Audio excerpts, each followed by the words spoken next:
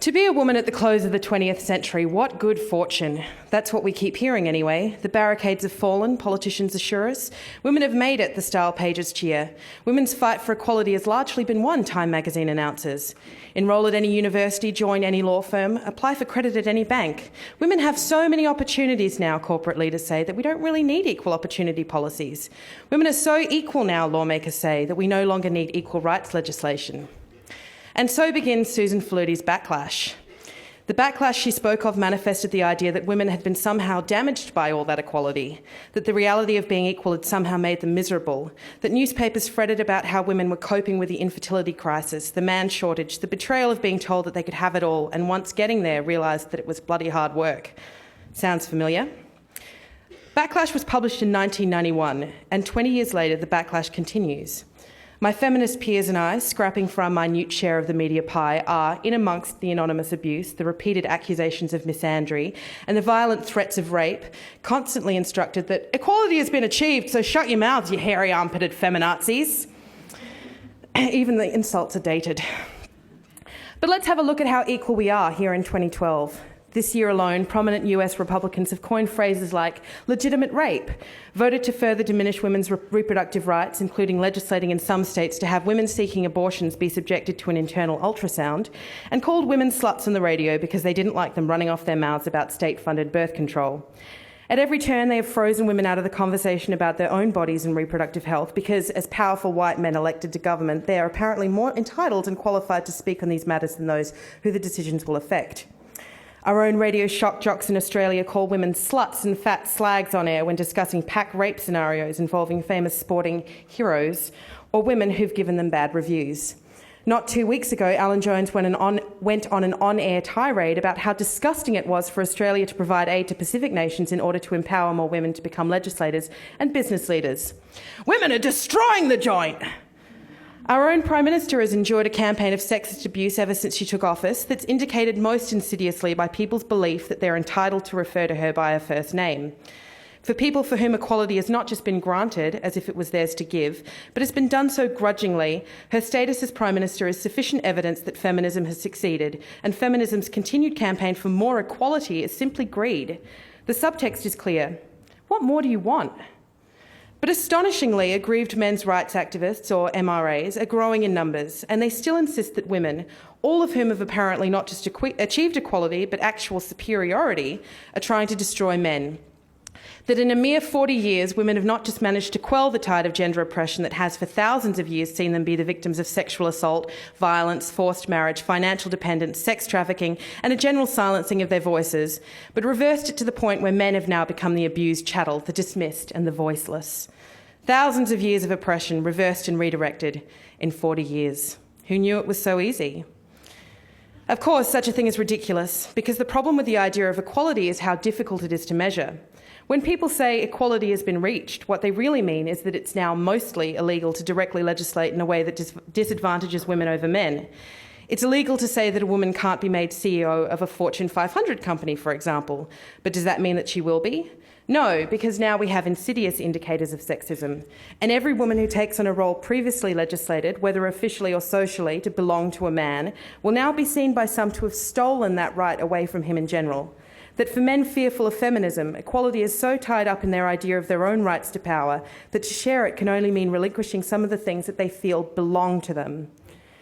In Peggy Orenstein's book Girlhood, on the matter of girls' education, she recounts the tale of a teacher who, convinced that she didn't prioritise boys over girls like some studies suggested, tracked the number of times she called on boys to answer questions. She was astonished to see that, despite her fervent belief otherwise, she subconsciously favoured boys when it came to seeking answers and opinions. She immediately set out to rectify this, creating a system whereby she could visually track a fair alternation of the girls and boys she called on. Within a couple of days, boys in the teacher's class approached her to complain. They accused her of being unfair. They saw it as girls being given more at the expense of the boys, even though they were at last getting exactly the same. The conclusion was simple and very worrying. For these boys, Orenstein writes, equality was perceived as a loss. Such little boys grow up to be the kind of men who believe women's liberation comes at the expense of their own power, that for them to respect it, support it, or even acknowledge it, it must prioritise the needs of men first and foremost and ensure that they never have to give anything up. Essentially, to the MRA, the only legitimate form of women's liberation is one that has no effect on them at all, because it happens in a realm peripheral to men, much like the concerns and lives of women in general. Frankly, there's so much evidence to offer in favour of the idea that equality is still merely an illusion. I could talk about the still horrifying rates of rape and sexual assault, both the actual experience of it and the social impetus to provide excuses for it. I could tell you about the female judge who, last year, in sentencing an off-duty police officer to probation for the sexual assault of a woman in a bar, told the woman that she'd hoped she'd learned a valuable lesson from it, that if she hadn't been there, this would never have happened.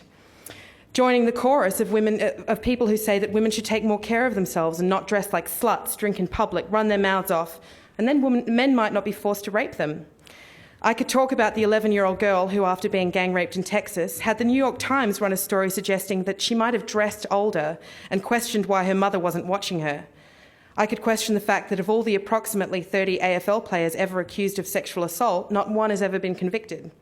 I could mention the pay gap, which is well documented and consistently ignored by people who refuse to see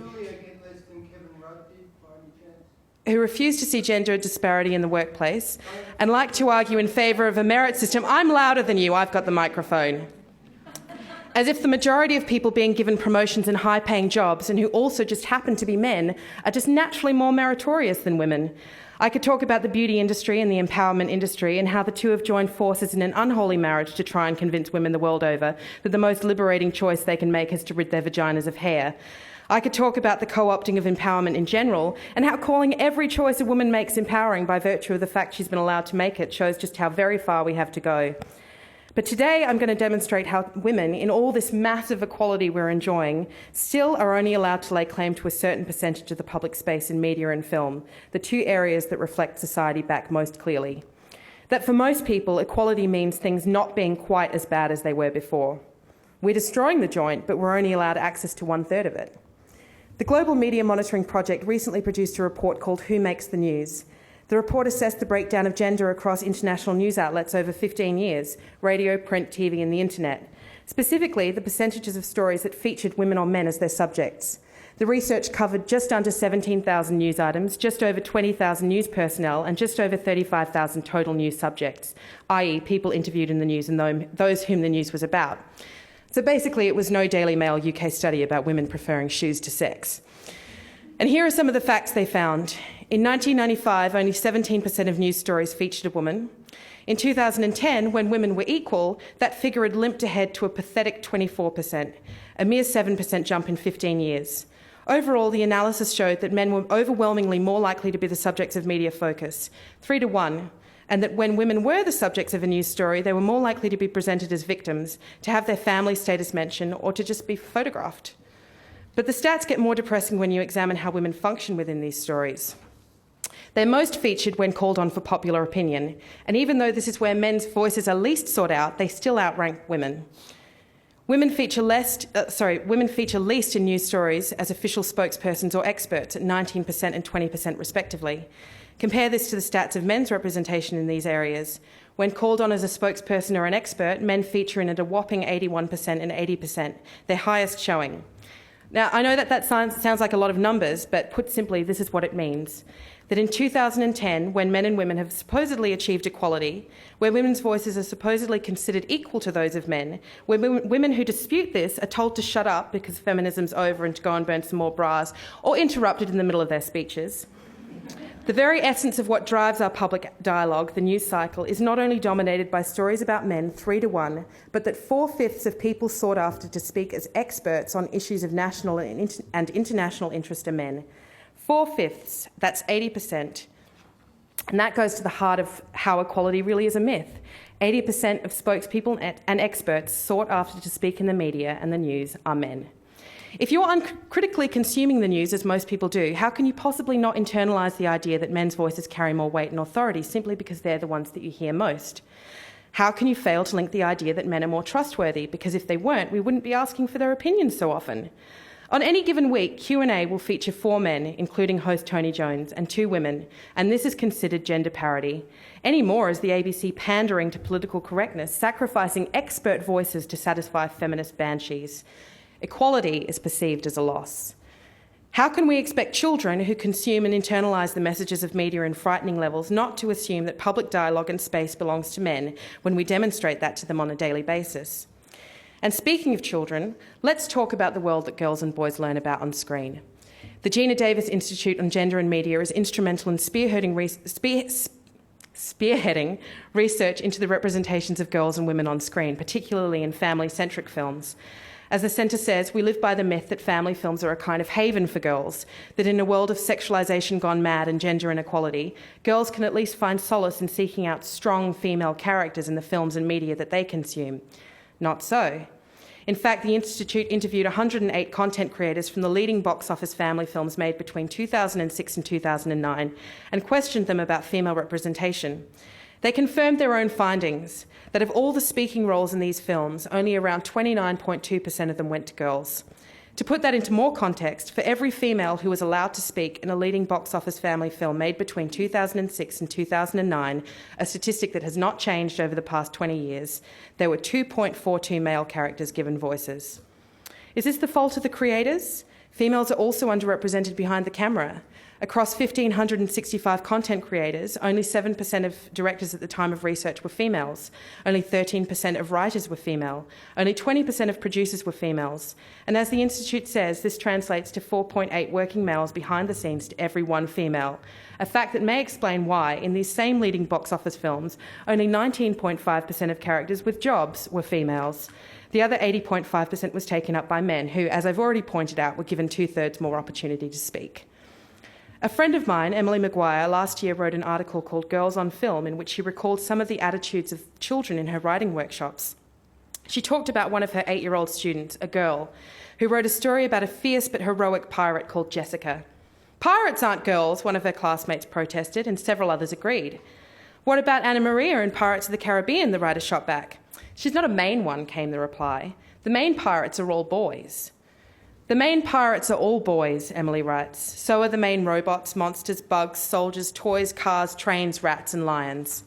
You're allowed to include a girl in your motley group of ragtag heroes, but she'll never be one of the main ones." One of my favourite indicators for gender bias in the study of films is the Bechdel test. Named after Alison Bechdel, the wonderful cartoonist and author of cult classic Dykes to Watch Out For, the test is applied to a piece of pop culture and has to answer yes to the following 3 questions in order to pass. Are there at least 2 female characters? Do they talk to each other about something other than a man? When you apply the test, even to your favourite films you would swear blind were progressive and feminist and nuanced, it's amazing how many fail. One of the most lucrative franchises of the past decade, Harry Potter, dismally fails the Bechdel test. Does this mean that we need to strike Harry Potter off the reading list, do away with him in a book-burning frenzy, lead a feminist charge against him? Of course not. It's a wonderful tale about good versus evil, morality, friendship, and the quest to try and do what is right rather than what is easy. But because it features an eponymous hero who's male, and this is key, there would never have been any question of its universal appeal. Harry Potter can be read by all people because its gender is irrelevant. He can tell a universal tale because the tales of men are seen to be universally interesting. Unlike stories about women, you don't need to have any kind of special qualification to read about men. You don't need any niche experience or interest in the peripheral affairs of some strange subset of humans whose stories would probably hold very little interest for you, given you don't have their weird genetic makeup.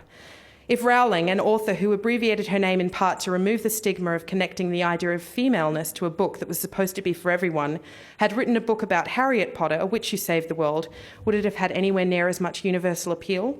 Of course not. Everyone knows that the main pirates are all boys. Of the 12 films to win the Academy Awards for Best Picture since 2000, only 2 passed the Bechdel test. Some don't even have women in them. Our culture is so little interested in women's participation that we fail to see the problem with rewarding art about the breadth and depth of the human experience that doesn't even adequately feature 50% of humanity.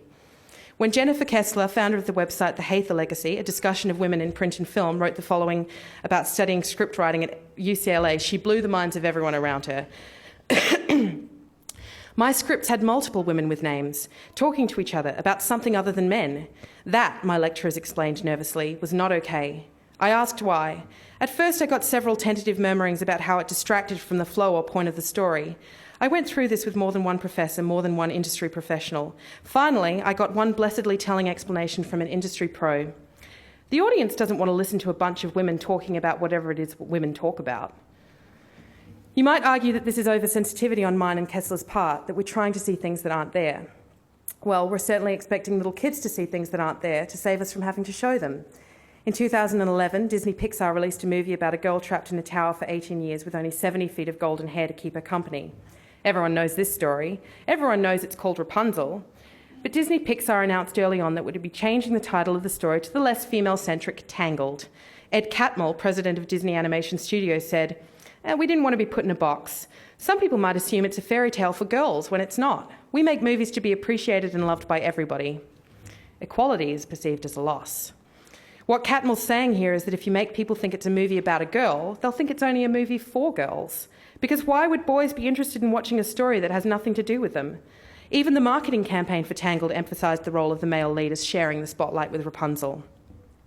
In their research, the Institute found that films with more than one woman working in a position of director or writer resulted in more women in speaking roles than films with a heavy male production quota. But of the 13 senior crew working on Tangled, the directors, the writers, the producers, the music composer and the film editor, only one was a woman, Amy Scribner, an associate producer. And consider this, one of the few films across any target bracket whose protagonist is a girl, because in 2011 women accounted for only 11% of lead protagonists in mainstream cinema, down 5% from a decade earlier. A film whose lead protagonist is a girl also features 35 other speaking roles. Of those total 36 speaking roles, only 12 are female, and of the 10 speaking roles with actual names, only 2 are female. And Disney was so concerned that this film would appear too female-centric that they not only changed the title, but repackaged the marketing to assure boys that there would be something in it for them. When you're shown repeatedly that you're only worth taking up a certain amount of space in the cultural dialogue, when that is reinforced to you on a daily level, when you are not used to looking at critically the environment around you and looking at things like gender disparity in the workplace, sexual assault rates, rates of domestic violence, and yes, I know they also affect men. When you're not used to looking at those things, what do you have? You only have the landscape around you, and if you are looking at it and you're only seeing yourself represented in a third of that space, of course you start to believe that you only deserve a third of it. Equality? Hardly. Everyone knows that all the main pirates are boys, and equality is still perceived as a loss. Thank you.